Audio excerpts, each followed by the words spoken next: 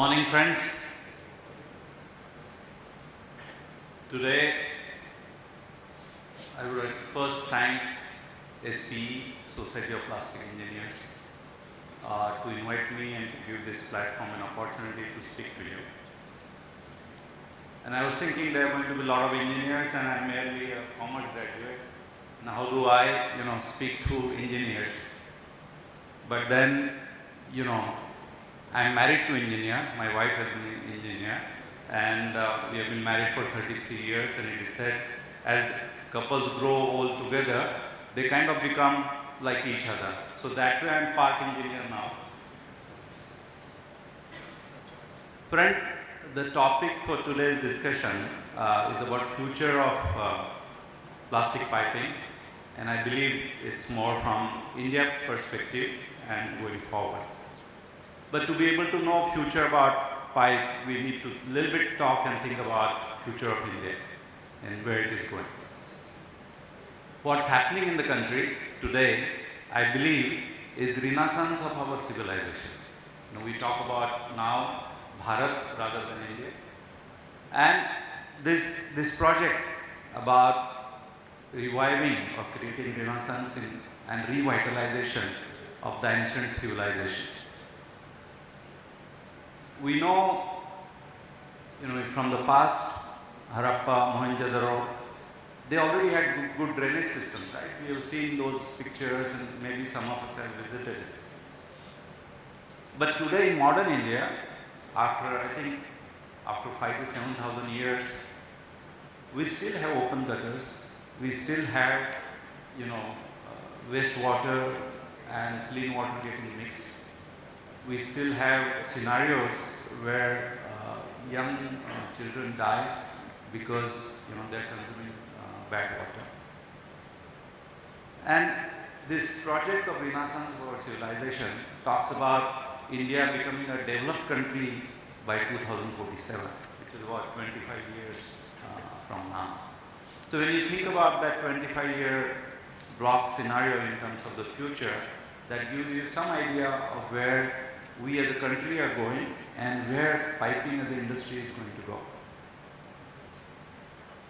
And the issues which we are facing today, and even the developed countries, right? I think maybe a decade ago, and Conrad, you would maybe remember that there was this issue about one particular town in US, I think it was Flint town in Michigan. There was talk about not having good quality water, and people had to drink bottled water, and that became a global news. But we drink bottled water here every day, it's not a global news, in a sense that because tap water is not good quality, necessarily good quality, we end up drinking bottled water. And piping industry has a lot to do to solve that issue. But as you know, for us to live and become a developed world, basic minimum requirement is we always talk about water, food, fiber, and now I think we must add data, right? That's required for us to live. Now, when you look at all these four, water, food, fiber, and data, which is essential for our survival going forward, where does the piping come into play? First, let me talk about food, and then that connects to the water. When you think about India is, largest, most populous country in the world today. We are more than 1/6 of humanity. The total area under agriculture is about 140 million hectares. About half of that area is irrigated. That means they have some source of water coming through open canals, or they have groundwater, or the wells from which they can draw water to irrigate their crops. But about half, which is about 70 million hectares, these farmers are today doing agriculture based on only the rainwater. And with the climate change, they cannot just depend on the rainwater because it is shifting, it is changing. There is sometimes too much of rain, sometimes less rain. That means all of that area also needs to be irrigated. So in terms of piping business and piping industry, the 70 million hectares area which is not irrigated, which depends on the rainwater, it's called dryland farming. there is a huge opportunity to bring water up to those farms. That is for 70 million hectares, you need to bring water up to the farm. That means large amount of HDPE pipe required to bring water up to the farm. And then PVC pipes are required for distribution onto the farm. Now, in the past, as it has happened since our independence, there has been all these open canals have been built in India. And these open canals, basically water gets evaporated, gets percolated, early farmers take away water, the farmers at the end of the canal do not get water. Every year there is a silt in the open canals and so on. So it's a very inefficient way of transporting water or bringing water to the farmland. From the storage point in a dam to the utilization of water, from if you had originally 100 liters, you actually end up only using 33 liters when you reach to the farm. That's a very inefficient way of doing it. However, as now we have practiced with the use of pipes for the last 10 years or 15 years in India in integrated irrigation projects, where instead of building open canals, you are taking large diameter HDPE pipes to bring water to a given area, post pumping, and then building the distribution network. The water use efficiency moves suddenly from 33% to 80%. That means with the same amount of water now, you can increase the area 2.5 times more than what you were doing before. And so that is one way you are extraordinarily using water use efficiency. Of course, energy use, everything else is a plus. But what about the remaining 70 million hectares of area which is in India and under agriculture today, which is already irrigated? But what is irrigation means that today they flood the entire field. Now the concept of drip and sprinkler irrigation which we have pioneered, it says you don't have to water the land, you need to water the crop. And where does the intake of the crop? Crop does intake of its water only from its root zone. So what drip and sprinkler does is that it actually brings water straight to the root zone. And from there, the plants are able to uptake the water, their water and nutrient needs, and they become more healthy. Friends, in drip irrigation and sprinkler irrigation, we have built capacity. And these are small pipes, right? People don't think of that pipe, but these are small pipes. These pipes, today we have capacity Earth has a circumference about 40,000 kilometers. We have built a capacity to produce 40,000 kilometers every week, kind of, where you can cover the whole earth. That level of capacity we have built. This drip irrigation helps not only save more than 50% of water, taking that to the end use straight to the root zone, but also helps improve productivity. And when we think about sustainability being created with the help of pipe, this is the real example where not only that it is saving you 50% of water, so you double the irrigated area, but also the output of food and agriculture is more than 50% than the normal, because the efficient use of water and application of water where it is required. And that is resulting in higher income for farmers. So in my mind, when we think about the future of pipes, when we think about sustainability, the concept of sustainability, we can talk about, and we as engineers can talk about that plastics are the best. But for the end consumer, unless he sees a value creation for him, it does not really connect. In the case of drip and sprinkler irrigation, we have been able to help farmers who were making 10,000 rupees an acre per year, now making 50,000 rupees or even 5 lakh rupees per year per acre. And that level of prosperity when you bring, that is when sustainability starts shining. That's for the people, because it adds to their income, it adds to their lifestyle, it adds to standard of their living going up substantially. And these farmers, some of them have been poor or in a debt cycle for centuries. And that we are now changing, and we are changing that in a very effective and efficient manner. We as a single company have reached out to more than 8 million farmers over the last few decades and transformed their lives in a positive way. And that is the real revolution being brought by use of plastic pipes and creating huge amount of prosperity for large number of a populace on one hand. But on the other hand, it is also saving water. It means reduced chemicals being infused in the soil. It means higher productivity. It means less CO2 generation, so that you are helping climate change. I'll give one example of rice, and this is still initial years on the rice. When you think of rice, all of you would think of needing water. That is how rice is produced. We have built a model where you can grow rice, where you do not see even a single ounce of water in the field. Everything has been provided under the soil, where you would reduce. And again, it's funny enough that when we eat 1 kilo of rice, we are consuming 3,000 liters of water. It takes 3,000 liters of water to create 1 kilo of rice. With the technology which we have developed and evolved, and it is working in the fields now, you can reduce water consumption of rice by almost close to 75 to 80%. And you could still get 15% more rice output using that technology. And that way you're using pipes again to create sustainability. Now the rice which is grown under the water, it's called puddle, creates also a lot of methane emission.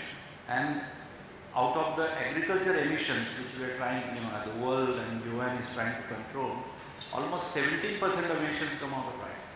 And imagine where there is no methane emission because there is no standing water and there are no those anaerobic bacteria inside, and that could mean significant reduction into the emission. It's better for the climate, it's better for the carbon sequestering, etc., etc.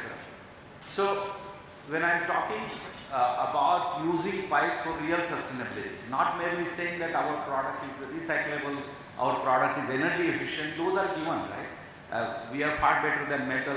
Metal has 30 years of life. Our pipes, PVC and HDPE have 100 years of life. So, in my mind, the reduced usage of energy, better flow of water, or any other material for that matter, that is given. But we need to, and here there are a lot of engineers and a lot of technical practitioners, we need to evolve our products to find applications which would create extraordinary value for the end consumer. And that is how, whatever the press may say and whatever the environmental, activists may say, plastics will stay. To the farmer, drip irrigation, he does not look at it as plastic. He is looking at it as something, a solution which brings in prosperity. So that way, I believe there is extraordinary opportunity in that application for decades and decades to come. Today there are 400 drip irrigation manufacturers making pipes, small pipes, and there are more than 1,000 manufacturers of PVC pipes, and that will continue to grow. So that's a huge ability to grow. Second thing, as I talk about renaissance of our civilization, there is also huge urbanization taking place in India. India is today fastest urbanizing country in the world. In 80s and 90s it was China, today it is India. This urbanization means more dwellings, residential dwellings. It means more roads, it means more bridges, it means more rail tracks, it means more ports, airports, all of that. And that requires everywhere you need pipe, right? Whether you're transporting water or drainage or sewage or bringing gas to your homes in the cities, everywhere plastic pipe is essential. We as a company, we have been trying to promote more of the HDPE pipe, but we have faced a lot of challenges. In the initial period when we said we could make 1 meter diameter HDPE pipe, nobody was willing to buy it because most of the purchasing was by the government, and those engineers who take these decisions have been taught in their school metal is the best. So we as engineer and SPA, I would urge you as a platform that you must start working and go back to curriculum of engineering colleges. And we need to start teaching young engineers coming out of the college that plastic is the best material. It is not the last resort, it should be the first resort. And today it is not happening that way. It is such a struggle, and it has taken us 20 years of work across, where now in most of the projects up to 1 meter at least, they are saying HDPE is good. Otherwise, plastics means it will break. Plastic means it can't handle pressure. Plastic means it can't handle even the weight of the soil. That is what is meant by plastic pipe. And that needs to fundamentally change, and that we will not be able to change by saying to each other, complementary, we are doing good work and all of that. It has to change with the practitioners. And there we go back to curriculum, we need to work with the government agencies, we need to work with the standard agencies. Then only we will be able to create much larger demand for the plastic pipes. I am very happy to share with you that recently, with all the work which we did over these 2 decades, we have now got the first single order for 2.5 meter diameter of HDPE pipes which will be produced in India. And we are the only company out of Asia to produce this 2.5 meter diameter HDPE pipe. And this is for a desalination project in Chennai for the intake of seawater and again outflow of the seawater. We have done earlier, but that was 2 meters. So this is going to be the first time we'll be producing 2.5 meter diameter HDPE pipe for that application. Like that, we have done already more than 2 meter size HDPE pipe application to replace canals. So that instead of canals, now we are talking about supplying the pipes to transport water to bring from a river or a dam, wherever that may be. And that is, again, as I explained already, a huge amount of possibility of efficiency creation. When we think about we as a plastic industry and a piping industry, as I said, there are a lot of small players, there are few organized players as well. Another important point we need to think about is that there is this fear about plastic not being considered as a good product, but there is also greed within the industry, within the business, across the value chain, where people are not willing enough to spend resources towards either R&D or innovation on one hand, or work properly to give very good quality product. Recently in India, there has been Jal Jeevan Mission, where the government is trying to bring water to every home through piped water. And which is like in countries like US or others, it's a given thing, right? In India, that's a big project which is going on. But I have seen over last 3 to 5 years as this project is going on, a lot of people have moved to triple layer pipes and they are not really giving quality product to the end customer, right? Because they are trying to be competitive, they are trying to use recycled material, off-prime material, all kinds of materials, which I fear that it could create a possibility that it could create some kind of a response which will be negative if the quality is not good for the end use ultimately. So that's something important, that if we want to use recycled plastics or low cost plastics, then we must work and create a new standard. Work with BIS or Indian government to create a new standard where we can only provide recycled pipe, right, or using 100%, 80%. But we cannot be using normal BIS standard and provide recycled pipes. That's not good moral, that's not good ethics. And that will give, in medium to long term, very bad name to industry. So, again, industry needs to get together there. Other thing I would say as an industry and for the future, that we see the metal pipe industry or cement concrete pipe industry, and our pipes are far superior, right, but they are far together as industry. They are far together as a full value chain suppliers, and they have ability to get their products specified in majority of the large projects in the country. We are not together in that sense, and we need to come together to get a proper voice for the plastic pipes for the people who matter, so that in more and more projects plastic pipe can be specified along with, and we can compete far better on life cycle cost of the metal and concrete pipe, right? Upfront cost may be a little bit higher, but that needs to also happen.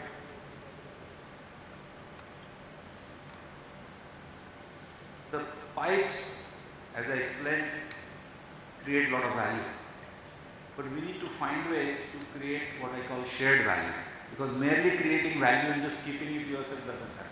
Unless you create shared value across all stakeholders, that is the only long-term success story as I see.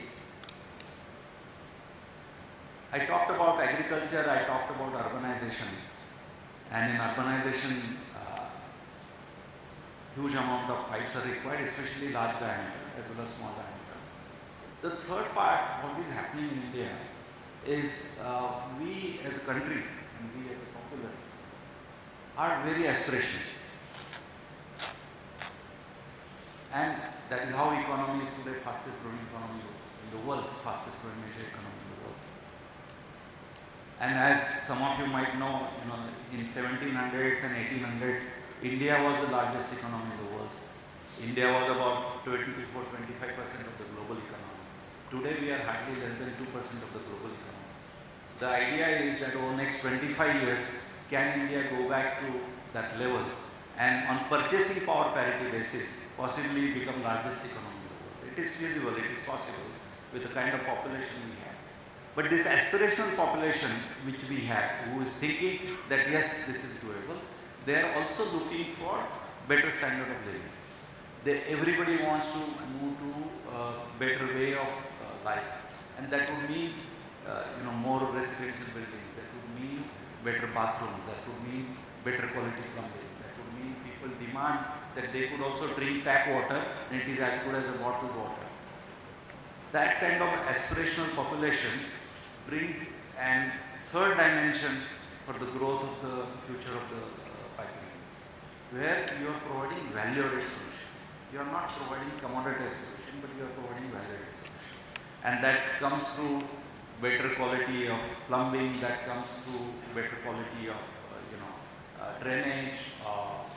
You want to move away from the diseases. You want to ensure that the young population or the new babies which are coming, everybody has that chance of living through, whatever, 75, 80 years plus, and a good quality life where, then they can focus on using the brain power and their imagination to build a better life for, everybody in the world. And that is how India has always led the world in so many ways over the centuries.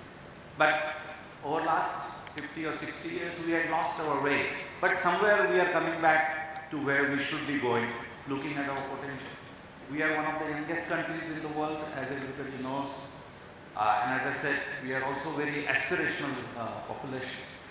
And with the government spending a lot of money now on the infrastructure, right? If you travel around the country now, you see everywhere, and it's a big inconvenience today, the traffic and whatnot. But everywhere metros are being built and highways are being built and the roads are building. Even in rural areas, we have seen that started happening now, that very high quality infrastructure. I've traveled around the world since early 80s for so long, and we have seen the level of infrastructure which is there in so many developed countries. And I think in the next 10 years or so, most parts of India would start enjoying that level of infrastructure. And that would not happen without right supply of good quality pipes, where we bring a lot of solutions to everybody's level. Friends, our connect with the pipe was in early 70s. My father was in his region, and I come from a farming family. My grandfather did farming. And my father first time used PVC pipes, and this time on his farm in 1972-73.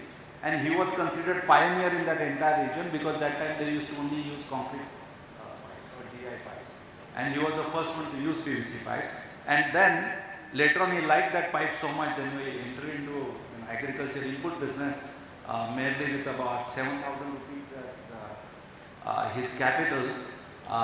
We became distributors for Chemplast and Garwar, who were the manufacturers that time, and we sold their plastic pipes, and they couldn't provide us enough, so we started our own manufacturing of PVC pipes in 1980. So that has been the journey, where from 7,000 rupees we have come up to 7,000 crores, and that is all thanks to the plastic pipes. But in my mind, it is not important what that journey of 7,000 rupees to 7,000 crores. What matters is, in that journey, what kind of value you created and how that was shared. And there, to be able to reach to more than 8 million farmers in India, and each farmer has about 5 people. So we have reached to 4 or 5 crore people, and we pioneer industry, and today maybe more than 10 crore people have benefited. So for a civilization like India, if you as one company are able to pioneer and create and work to impact 5-10% of the population in your once in a lifetime, then that's an achievement, and that achievement we have been able to do just using plastic pipes. And that is the message, that plastic pipe is not matter of a commodity. Plastic pipe is not matter of just taking things from place A to place B in terms of water, gas, or any other material. Plastic pipe is a mode or a way to create extraordinary value. That is the example we have lived through, and I think it has not stopped now, and it will not stop in future. But we as an industry, we as a business, we as the players and the members of this very positive industry need to stay focused on value creation, on creating shared value, follow quality as a way of life, not just for the product, but in every sense, and then we can create revolution. We as a company have been create a small revolution, very silent revolution in agriculture, which has resulted into higher level of productivity on the food side, right? And in so many ways, for individual people, there has been that revolution. This kind of pioneer work, if we do, in whether it's about integrated projects, whether it's about farmer level prosperity, whether it's about good quality use of water for the individual urban dweller, or it is about, imagine that all these climate change prophecies, right, which I do not believe will come through, but if they come through together and they say there's water everywhere but not water to drink, right? Now then, the only thing to do is to desalinate seawater, that's not going away. And even for desalination, without HDPE pipe, it cannot really function. So we as a piping industry will remain relevant in the future. Whatever the future brings to us, we as an industry need to remain focused on creation of value and creating an innovation and R&D in a way which matters to the end consumer, rather than just mattering to us or mattering that we are technologically superior.